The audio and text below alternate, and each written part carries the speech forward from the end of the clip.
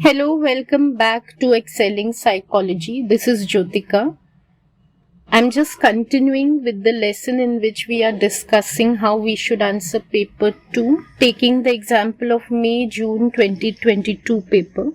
If you haven't already, please watch the first 3 parts of this lesson. I will link them in the description box below.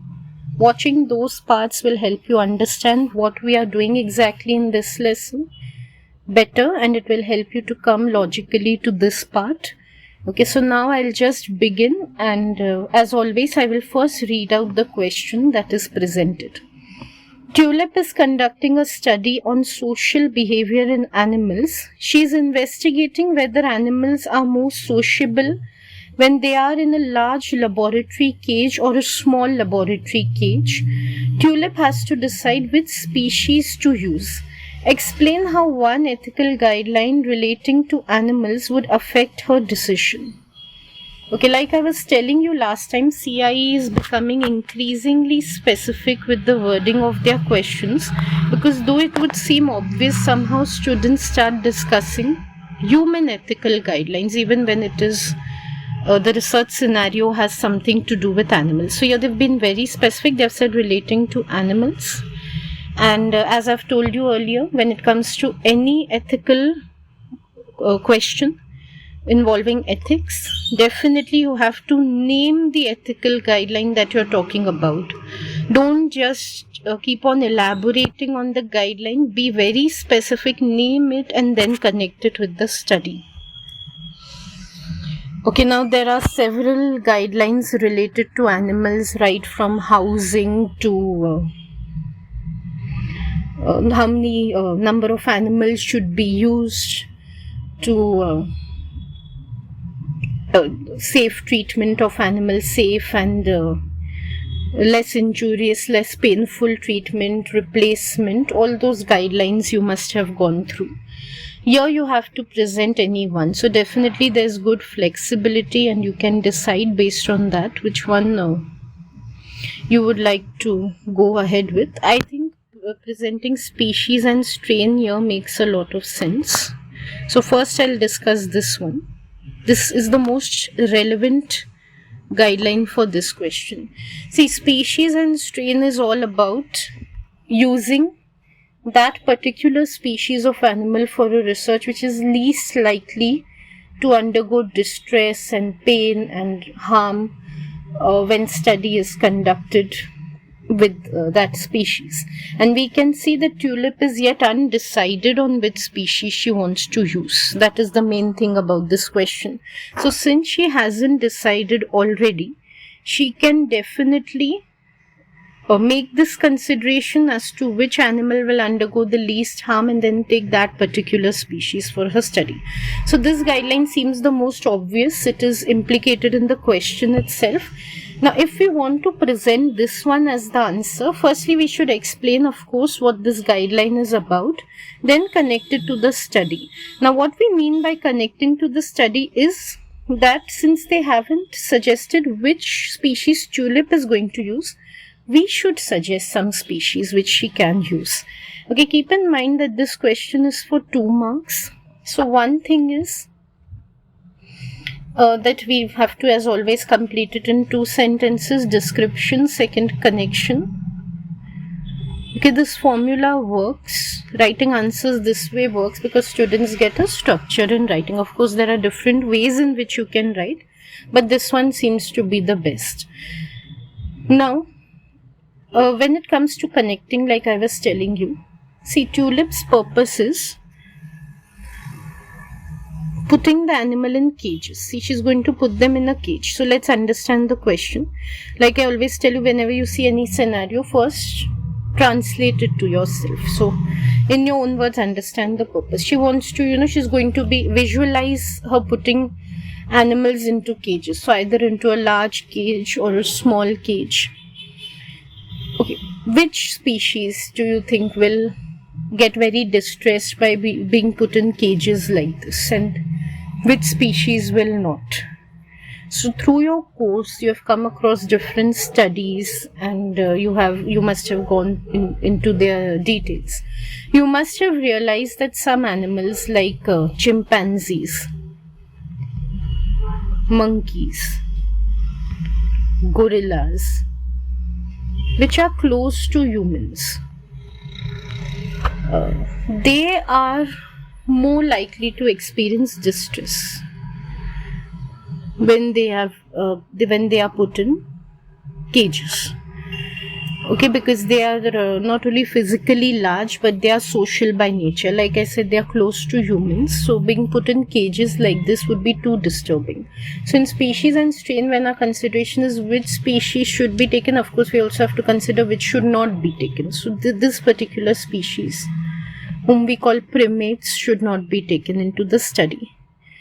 Then which one should be taken? Those animals can be taken who are usually accustomed to being in cages, who are many times bred for that very purpose, that they should be placed in cages so they don't undergo a lot of distress. Like we have the guinea pigs in the laboratory, or we have rats. They are a more suitable species. So this is what we can consider. Another guideline which I personally will not recommend, but which tends to fit in anywhere and which is pretty relevant here also, is housing. So it's like, I would suggest this if you're the type of student who tends to get very confused and run out of ideas. You're writing the paper, say maybe in a rush to meet the deadline, and you can't really think of which guideline is particularly relevant in this case. You can always discuss housing then. When it comes to housing for this particular study, the consideration is similar, but of course it appears that Tulip, when she's going to place the animals in cages, for a lot of time they will be in the cages only. So even in between the study, and at the background or behind the scenes also, they will be in the cages. That is what it seems like. So what Tulip can do in that case, because we are not considering species, we are not going to talk about exactly which species she should select, but then she can make sure that the housing is proper. So we'll talk about which housing, we'll become specific about which type of housing would be suitable for the animals. So when it comes to housing, we'll have to focus on the cage, because she's going to be housing the animals in the cage. So when it comes to cage, of course cage should be hygienic, it should be big enough, that is one thing. So whichever species she selects, if it's a chimpanzee that she's selecting, chimpanzees are huge, so the cage can be even bigger than the chimpanzee, so that the chimpanzee has free movement around. If she's taking a rat, then according to the size of the rat. So the cage should definitely be big enough, it should be well ventilated, it should be hygienic. So you could discuss these aspects as well. For now, I will go by the first one, species and strain. So I will show you how you can write this answer. Okay, so we'll write Tulip should consider the guideline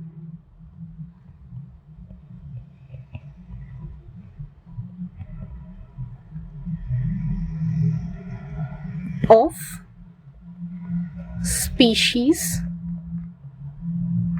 and strain.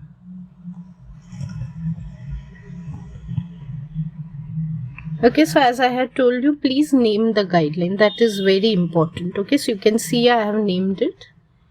Okay, now exactly, of course, what she should consider is what we have to elaborate on. She could select a species like rats or guinea pigs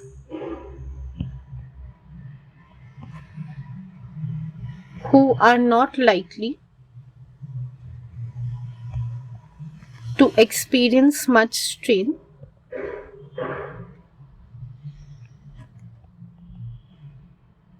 in cages because they are accustomed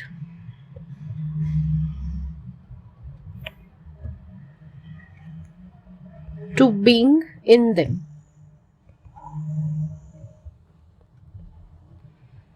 Okay, so as always, if I have to show you the marking, I think you must be knowing by now 1 mark for the naming of the guideline, so identifying it correctly, identifying a relevant guideline, and 2 is giving a suggestion which is suitable to the scenario given, so connecting it with the scenario.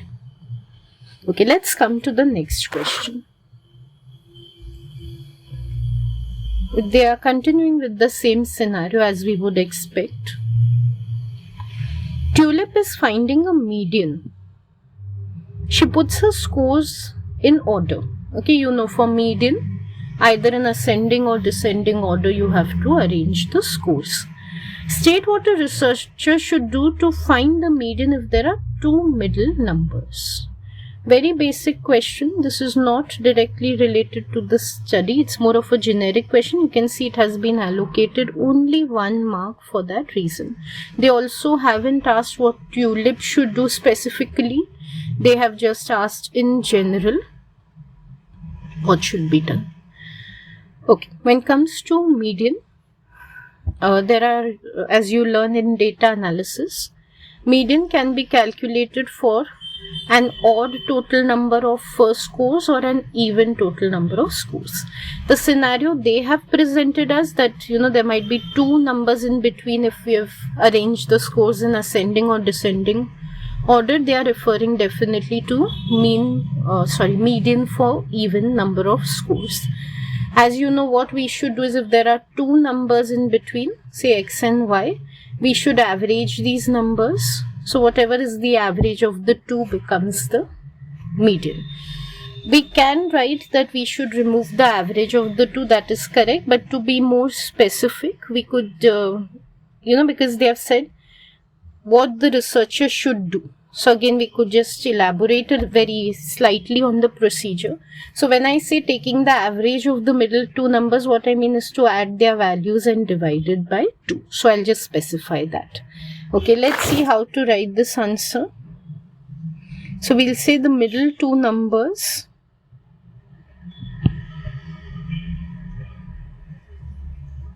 should be added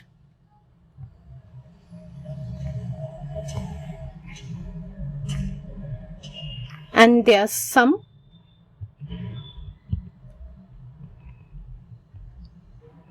should be divided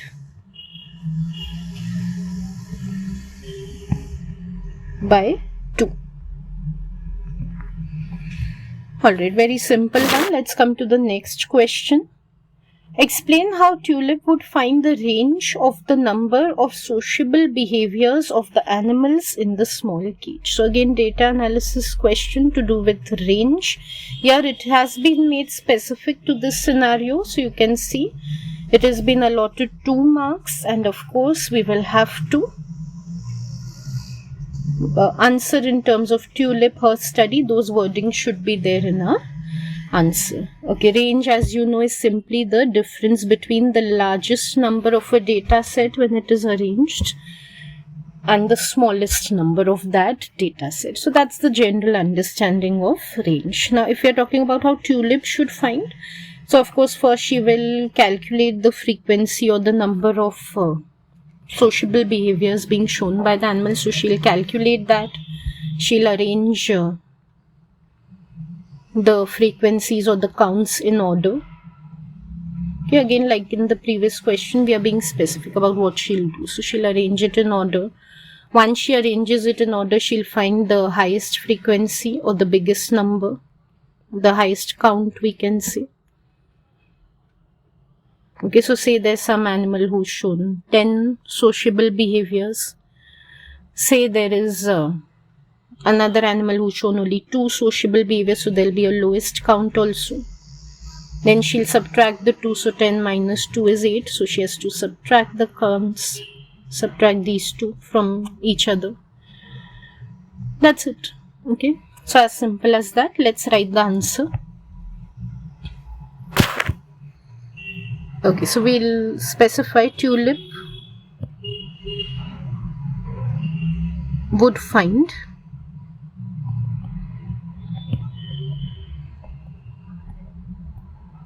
the highest number of sociable behaviors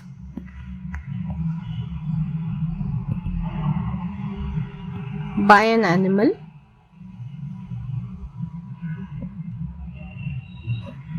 and the lowest number.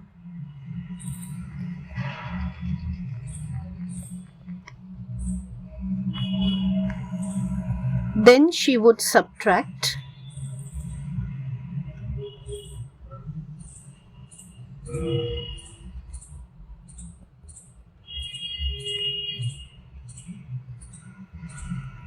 the lowest from the highest number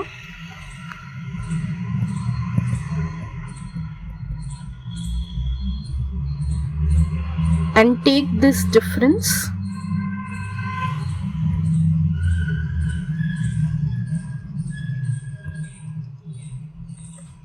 as the range. Alright, another simple one. Let's come to the next question. Explain why it would be appropriate for tulip to use counterbalancing. So here we've come to the experimental design. If she chose a repeated measures experimental design. 3 marks question. We have to give a good explanation. It should justify our 3 marks. What is repeated measures design? All participants exposed to all levels of the independent variable, or we could say all conditions of the experiment. Which are Tulip's conditions of the experiment? Large cage and small cage. So that means she'll be putting all the animals in small cages for some time and all the animals in large cages for some time. Okay, now what will happen when she does this? It could result in an order effect. Okay, so let's imagine she's putting all the animals in small cages first for a few days, or say 1 day also, or half a day also. Then she's putting all the animals in large cages. And again she's measuring their sociable behaviors. What type of order effect could take place? Either practice or fatigue. Let's consider fatigue first. Animals might get tired performing the same behaviors, in the sense they don't have to perform some kind of challenging task here. They're just showing their normal social behaviors, but being in that cage for half a day, 1 day, many days could be tiring. So by the time they reach to the next condition, which is the large cage condition, it could become their fatigue rather than the size of the cage, which is the independent variable, which could make them show lesser sociable behaviors in the second condition, right? I hope you're following all this. I hope your experimental designs are clear. Okay, and what if there's practice? Let's consider practice also. So first the animals are placed in small cages. They get accustomed to being in the cage, or they learn how to be sociable in that cage, and by the time they reach to the large cage, they become more sociable. The opposite effect of the fatigue effect, they become more rather than less sociable, because now they've learned how to be sociable in a cage. Confounding would take place, because in the second condition it's not because of the size of the cage, which is the independent variable, but because of their practice that they are being more sociable. So now what to do to avoid these order effects? Counterbalancing. That's the solution which has been mentioned. Okay, so what can be done in the counterbalancing? Take half the animals, say there are 50 animals in the study, take 25, have 25 undergo the small cage condition first, followed by the large cage condition, and the remaining 25 undergo the large cage condition first, followed by the small cage condition. Then on the whole we can see if there is any of these order effects, be it fatigue or practice, because if it is, then irrespective of which condition the animal is put in later, he will perform poorly or better than in the first condition. It will become obvious that the size of the cage does not matter. Okay, so what I've given you is a generic, a specific revision of counterbalancing to this scenario. So I've explained to you the whole logic behind it. You also have to, like I told you, explain well in this answer because it is for 3 marks. What should be the structure of writing? I'll just explain that and then we'll write it. Of course, first thing is to name the issue which is addressed by counterbalancing, because they've asked us why is it appropriate to use counterbalancing. So of course there must be some issue which is being addressed by counterbalancing. Let's make that explicit first. The issue is order effects. I'll recommend not becoming specific about fatigue or practice here, but you can if you want to. Next is, of course, you have to specify, elaborate on the issue. Specify what problem is created. Okay. So specify the problem. Be relevant when you're specifying towards the research scenario. Like I explained to you what could be the problem. Finally, explain how counterbalancing resolves this problem.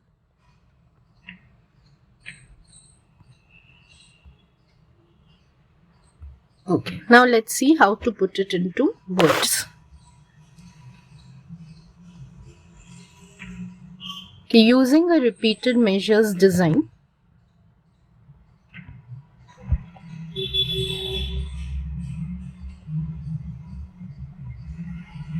could result in order effects. Okay, so I have not mentioned specifically fatigue or practice. I've written order effects, but in the next line, to explain what I mean by order effects, I'll give example of any one. I'm giving the example of fatigue. You could give the example of practice. For example, animals could experience fatigue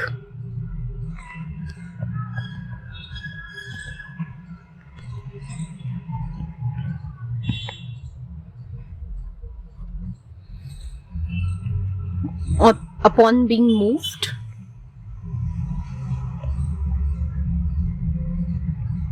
from one cage to the next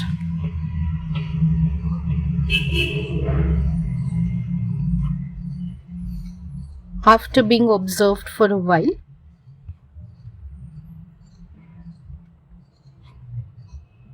I'll just break down this into another sentence so that it becomes too long. Then, due to their fatigue,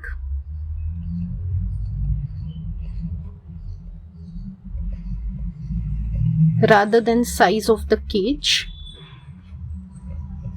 okay, so I'm naming the independent variable here.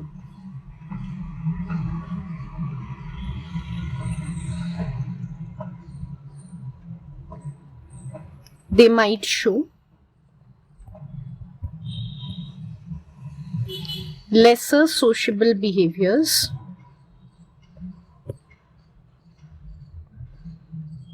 in the second condition.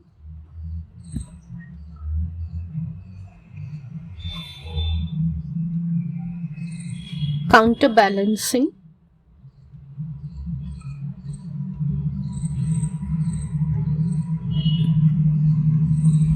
would resolve this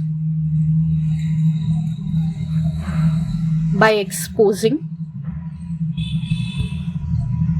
half of all animals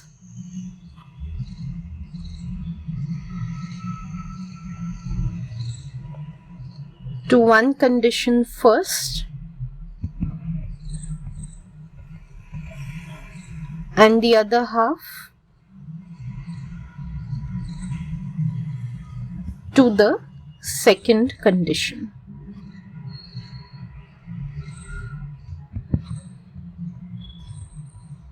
This would help the researcher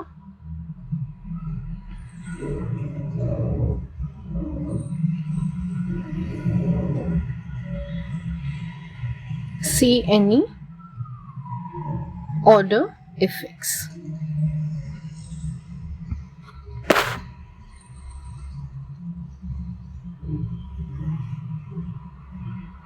Okay, so I'll just tell you about the marking quickly, as would be obvious. We get 1 mark for naming the effect, the other mark for explaining what is this effect, what is the issue with this effect. Okay, and the third mark for explaining how or why. Counterbalancing how counterbalancing helps, basically that. Okay, so that's it for this question. I'm not taking up question 10 in this video. That's a lengthy question that is about designing the study and then picking out a weakness of that study. So that's pretty time consuming. I don't know when I'll come up with that video, but that deserves a separate video altogether because there's a lot of explanation also in that, and the answer itself is pretty long because it's a 10 marks answer. So that's it for this class. I will try my best to upload the next video soon. See you then.